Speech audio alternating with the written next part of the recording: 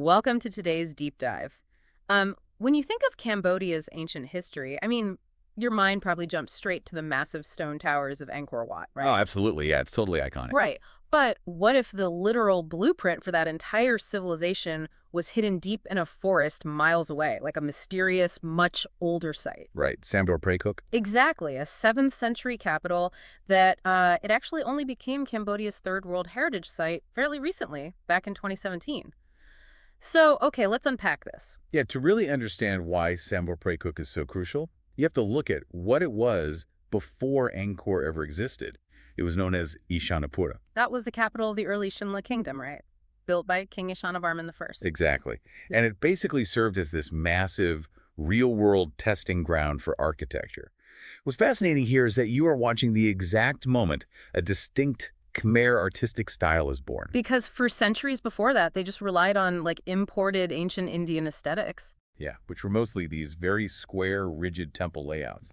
But here at Sambor Precook, the Chenla builders took those Indian concepts and they physically stretched them. Oh, they shifted to an octagonal shape, right? Like those specific temple clusters at the Prasat Yepun group. Right, the octagonal brick shrines. Yep. That shape created way more surface area to experiment with complex, localized brick carving techniques. They were actively moving away from just copying Indian stone monuments. And they have those incredible wall reliefs carved right into the exterior, the flying palaces. Yeah, the flying palaces are amazing. So this was essentially an architectural startup incubator. They were physically prototyping the complex masonry skills that would eventually allow the Angkor Empire to build those massive stone temples centuries later. Precisely.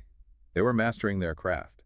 But understanding this timeline, how the region shifted from the older predecessor Funan Empire into this innovative Chenla kingdom and finally to Angkor, it's actually at the center of a massive geopolitical debate today. Wait, hold on.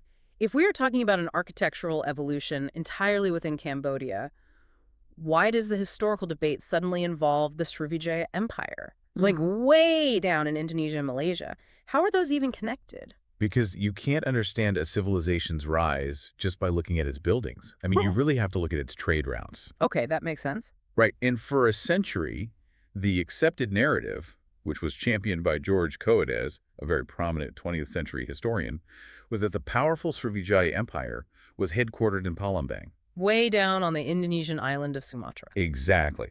But today, researcher Takashi Suzuki is aggressively challenging that.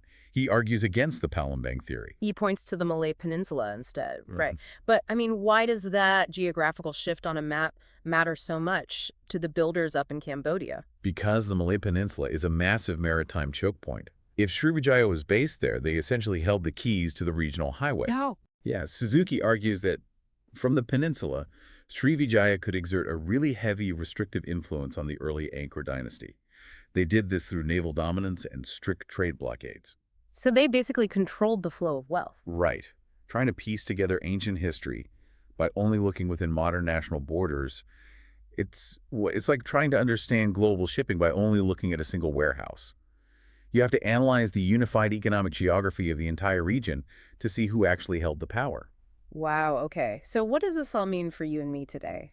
Because it's not just a dry academic debate about ancient trade choke points. No, not at all. The physical evidence of this history, like those 7th century experimental bricks, they are barely surviving the modern era. It is taking intense human effort to keep them from collapsing into the forest. It really is a race against time. Yeah. You have experts like Vitharong Chan leading these emergency restorations, physically bracing these degrading structures just to save that heritage. And it is deeply tied to modern sacrifice, too. There's this very poignant connection to Atsuhito Nakata, a UN volunteer. Man, it's such a tragic story. Yeah, he was killed in that specific area in 1993 while supporting democracy in Cambodia.